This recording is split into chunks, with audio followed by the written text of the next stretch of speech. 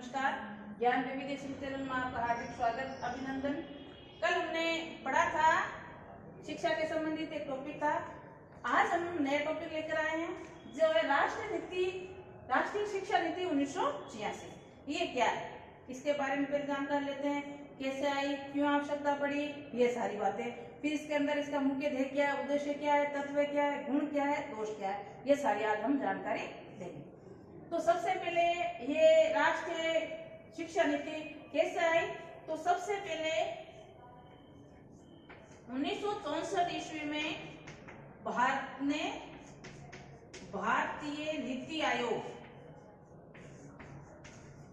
की स्थापना की। कब की है? 1964 ईस्वी में। इसको भारतीय नीति आयोग को स्थापना करके इनको बोला गया जो भारतीय शिक्षा पद्धति है इसके बारे में आप जानकारी दीजिए, कैसी है, कैसे उसको सुधारा जाए या सभी बच्चों को कैसे शिक्षा प्राप्त की जाए।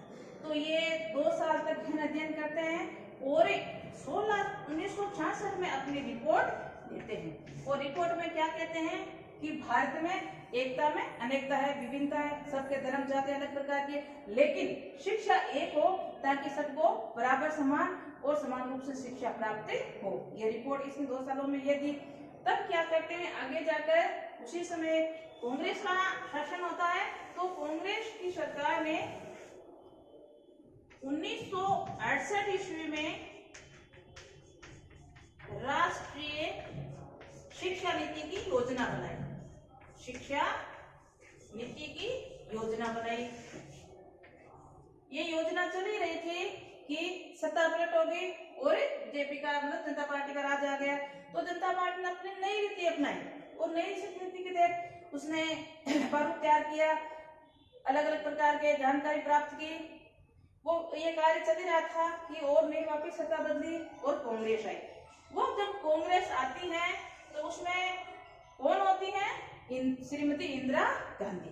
तो इंदिरा गांधी ने कहा कि हमें जो पहले 1968 ईस्वी में राष्ट्रीय नीति की आयोग बुलाए थे उसी के तहत हम कार्य करेंगे। तो इस पर कार्रवाई शुरू की थी कि इंदिरा गांधी की हत्या हो जाती है और उसके बाद उसी का पुत्र प्रधानमंत्री बनता है जिसका नाम है राजीव गांधी। तो राजीव गांधी आता है और आते ही उन्होंने क्या किया, जो ये राष्ट्रीय नीति अधूरी रह गई थी इसको पूर्ण करवाकर 1986 ईस्वी में राष्ट्रीय नीति शिक्षा नीति आयोग का गठन किया। इसमें खास बात क्या है, नीति के साथ साथ इसमें योजना भी बनी हुई है, ये भी ध्यान रखना। तो योजना के तहत क्या बात हुई है, किसी भी वर्ग को, चाहे वो महिला हो, पुरुष हो या SC ST OBC कोई भी हो, किसी प्रकार की शिक्षा से वंचित ना हो, विशेषकर इनका यही प्रावधान था। अब हम ये तो हो गई इसकी प्रक्रिया कैसे आई। अब हम देखते हैं इसके मूल तत्व या उद्देश्य बोल सकते हो आप क्या थे। तो मूल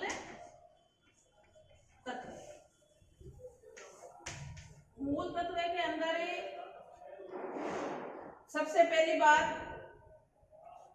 10+2+3 ये राष्ट्रीय नीति पूरे राष्ट्र में लागू है, पूरे भारत में लागू है और इसी के नियत शिक्षा प्राप्त की जाती है। 10+2+3 समझ गए होंगे आप। 10 क्लास, फिर 2 क्लास 11 और 12, फिर 3 क्लास में ग्रेजुएशन करते हो, जैसे BA BSc BCom जो भी हो, वो तीनों यहाँ तक शिक्षा प्राप्त करने के लिए सभी राष्ट्रों में ये नीति लगाई गई है। ठीक है, ये कार्य होता है। उसके बाद में जो 14 वर्ष के बच्चों के लिए शिक्षा, जिसमें मुख्य रूप से प्राइमरी शिक्षा पर ज्यादा जोर दिया गया, सभी बच्चों को स्कूल भेजे, ये किसकी जिम्मेदारी है? अभिभावकों की, स्थानीय जो नेता लोग है उसकी, कोई समाज कार्यकर्ता है उसकी, या जो सरकार ने उसकी। तो बच्चों को स्कूल भेजे उनका दायित्व है मुख्य रूप से माता पिता का। फिर स्कूल के अंदर मानसिक या शारीरिक उन बच्चों को दंड ना दे, ये भी इसके अंदर एक प्रावधान दिया गया था। और कोई भी शिक्षा से वंचित ना हो, उसको मुख्य रूप से छात्रवृत्ति भी प्राप्त हो, मिड डे मील की योजना भी बनाई, ये सारी प्रक्रिया इनके तहत चलती रही। फिर क्या होता है, एक बात और है, जो कुल राष्ट्रीय आय, देश की कुल राष्ट्रीय आय है उसका 6%, ध्यान रखना, कुल राष्ट्रीय आय का 6% भाग किस पर खर्च होगा, शिक्षा पर। राष्ट्रीय शिक्षा नीति के अंदर ये योजना बनाई गई, उसमें ये मुख्य बात की गई है कि राष्ट्रीय आय का कुल भाग 6% भाग किस पर होगा, खर्च शिक्षा पर। ठीक है, तो शिक्षा को आगे बढ़ाया जाए, तरक्की की जाए, ये सारी बातें। फिर आगे क्या आता है, जो बच्चे मेधावी हैं, आईक्यू में आगे हैं, उनके लिए कुछ ऐसी योजनाएं बनाई जाए। ठीक है, उसके लिए क्या किया गया, नवोदय विद्यालयों की स्थापना की गई। नवोदय विद्यालय मुख्य रूप से उनके लिए लगाए गए जो गांव के अंदर मेधावी छात्र है और उसको किसी कारणवश या सुविधा के अभाव में शिक्षा पूर्ण नहीं कर पाते हैं, तो उनके विशेष रूप से तो गांव के अंदर बच्चों के लिए कम से कम 75% का कोटा इसमें रखा गया। 75% कोटे गांव के ही बच्चे इसमें आए और शिक्षा प्राप्त करें और अपना हुनर दिखाएं। तो ये नवोदय विद्यालय की स्थापना होती है। इसके बाद में स्त्री शिक्षा पर ध्यान दिया गया। कोई भी स्त्री शिक्षा संबंधी, जैसे कोई महिला निरक्षर है तो उसको साक्षर करना, प्रौढ़ शिक्षा दे, ये सारी बातें। इसके बाद में अल्पसंख्यक पर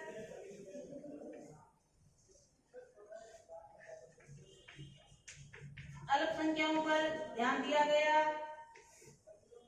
फिर तीसरी बात, जो विकलांग हैं उन पर, विकलांगों के लिए समान सुविधा उपलब्ध कराई गई।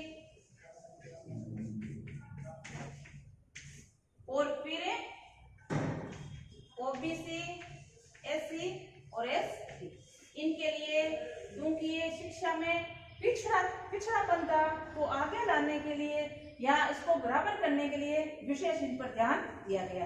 तो चार बातें, नवोदय के बाद में स्त्री शिक्षा पर ध्यान दिया गया, अल्पसंख्यकों पर ध्यान दिया गया और विकलांगों पर ध्यान दिया गया और एससी, ओबीसी, एससी, एसटी, इन पर ध्यान दिया गया ताकि ये अपनी शिक्षा के गुणवत्ता में सुधार कर सके। ये बात होगी। आगे आता है, सरकार ने ये देखा शिक्षा तो मिल रही है, शिक्षा के साथ साथ में ऐसी शिक्षा मिले या ऐसे विद्यालय की जाए जिसमें बच्चों अपने पैरों पर खड़ा हो सके या कुशलता पूर्वक। तो व्यवसायिक शिक्षा साथ में शुरू कर दी गई, व्यवसायिक शिक्षा प्राप्त कर लें। फिर जो टीचर्स थे उनको अच्छी गुणवत्ता टीचर्स लाए, उसमें मुख्य रूप से ट्रेनिंग वगैरह दिलवा कर फिर एजुकेशन के अंदर भी सुधार किया गया, शिक्षा पद्धति के अंदर भी सुधार किया गया। आगे गांव के अंदर मुख्य रूप से गांव में शिक्षा का प्रचार, क्योंकि गांव में जो बालिका वगैरह थी उनको शिक्षा का कम महत्व था या कम महत्व था, इसी कारण गांव में शिक्षा के प्रति जागरूकता फैलाने के लिए, ज्यादा से ज्यादा बच्चों को शिक्षा दिलाने के लिए गांव में ये बात की गई। फिर तकनीकी योजना के तहत, तकनीकी योजना से संबंधित है कंप्यूटर वगैरह की शिक्षा, ताकि बच्चे जो आने वाला समय है या आने वाली जो है उसकी तहत शिक्षा प्राप्त करके अपना नींव मजबूत कर सके या अपने पैरों पर खड़ा हो सके या आत्मनिर्भर बन सके। तो तकनीक शिक्षा के साथ साथ कंप्यूटर शिक्षा भी दिलवाई गई। इसके बाद में शिक्षा का और भी प्रचार प्रसार करने के लिए या शिक्षा को आगे बढ़ाने के लिए क्या किया, जो टीचर्स थे, शिक्षकों को प्रशिक्षण देने के लिए शिविर लगाए गए ताकि वो उससे ज्यादा सीखे और बच्चों को अच्छी बात बताएं। फिर आगे क्या होता है, शिक्षकों को देने के बाद चयन प्रक्रिया, शिक्षकों को चयन प्रक्रिया पात्रता के आधार पर मिले। जैसे जो सरकार की तरफ से परीक्षाएं दी गई है उसको कंप्लीट पास करके आए वो शिक्षक अनुभवी शिक्षक कहलाते। तो चयन की पात्रता के आधार पर हो। फिर ये शिक्षा का ज्यादा से ज्यादा प्रचार और प्रसार हो, चाहे गांव हो चाहे शहर हो चाहे कस्बा, सभी जगह ज्यादा से ज्यादा इसका प्रचार प्रसार करें ताकि ये आगे बढ़े और कोई भी बच्चा शिक्षा से वंचित ना हो, चाहे वो बालिका हो चाहे बालक। ये इतनी प्रक्रिया। इसके बाद क्या होता है, जो नवोदय विद्यालय की संख्या थी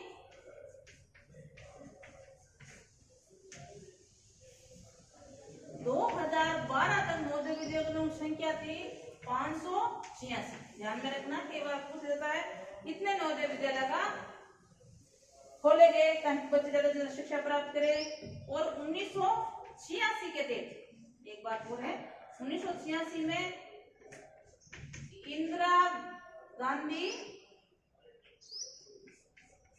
ओपन यूनिवर्सिटी क्या एक कोटा, खुला कोटा विश्वविद्यालय की योजना की गई जिसमें 12 ओपन यूनिवर्सिटी खोली। ये भी एक बात थी शिक्षा से संबंधित है। आगे हम इनके थोड़े गुणों के बारे में देख लेते हैं, क्या क्या गुण थे। गुण में मुख्य रूप से पूरी राष्ट्र आय का 6% हिस्सा किस पर खर्च होता है, शिक्षा पर मुख्य रूप से। तो कोई शिक्षा वंचित न हो, सारी उसको सुख सुविधा पूर्ण रूप से प्राप्त हो जाएगी। एक बात। दूसरी बात, एक ब्लैक बोर्ड योजना चली थी, ब्लैक बोर्ड योजना गांव में, ध्यान रखना कहाँ चली थी, गांव में। इसके लिए प्राइमरी शिक्षा के लिए। तो इसमें क्या होता है, खूब विद्यालय खोले गए और उसके अंदर सारी सुख सुविधा, फर्नीचर वगैरह की सुख सुविधा दी गई ताकि बच्चे आसानी से वहाँ गांव में रहकर अपनी सुविधा या सुख सुविधा प्राप्त कर सके। तो इसका भी एक गुण है, फायदा मिलता है। इसके बाद में जो नवोदय विद्यालय खोले गए थे, तो नवोदय विद्यालय के अंदर क्या होता है, शिक्षा तो बच्चों को प्राप्त हो रही है, साथ साथ में एक इसमें अवगुण भी देखा गया है क्या कि यहाँ जो संसाधनों की कमी थी, दूसरी बात यहाँ योग्य अध्यापक नहीं थे। तो ये नवोदय विद्यालय का दोष सामने आता है। और दूसरी बात, जिन बच्चों के लिए मुख्य रूप से खोला गया था, गांव के जो बच्चे थे उसकी जगह सभी बच्चों को या देखा जाए सब प्रकार के बच्चों को लेना शुरू कर दिया, जिससे जो बच्चों को फायदा लेने के लिए खोला गया था उनको ये फायदा नहीं मिल रहा था। तो ये इसका दोष देखा गया नवोदय विद्यालय का। हम दूसरे दोष की बात करें, जैसे मैंने आपको बताया था ब्लैक बोर्ड वाली जो योजना थी उसमें भी क्या होता है, जो फर्नीचर वगैरह दिया गया स्कूलों को, तो फर्नीचर में क्या होता है, अच्छा फर्नीचर नहीं था, पैसे भी खर्च हुए सरकार के और व्यवस्थित वो कार्य भी नहीं हो गया। तो ये इनके दो दोष भी मिलते हैं। तो आज हमने राष्ट्रीय शिक्षा नीति 1986 के बारे में देखा, क्या प्रभाव थे, किसके गुण थे और क्या दोष। आज के लिए इतना ही। नमस्कार।